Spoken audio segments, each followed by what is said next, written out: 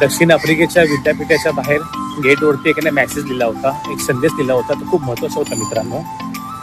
त्याच्यावर असं लिहिलं होतं, एखाद्या देशाला संपवायचं असेल किंवा त्याची आर्थिक प्रगती किंवा त्याला नष्ट करायचं असेल तर त्याच्यावरती अणुबॉम्ब, क्षेपणास्त्र किंवा न्यूक्लिअर बॉम्ब टाकायची गरज नाही.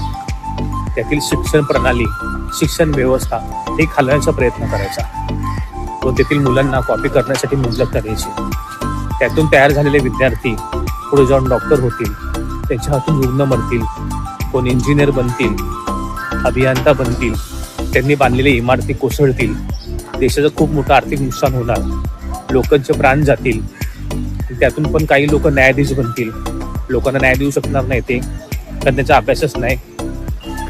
काही अर्थशास्त्री होतील, त्यांना देशाचं गणित त्यांना कळणार नाही, त्यांना अभ्यासच कळणार नाही ना, कारण त्यांनी कॉपी करून पास झाले. अशा प्रकारे तुम्ही शिक्षण व्यवस्था एखाद्या देशाची खालवली तर ते देश पूर्णपणे ना कोलमडून जातं. आणि त्याला काही असं काही युद्ध करायची गरज नाही, काय नाही, तो देश ऑटोमॅटिकली संपून जातो.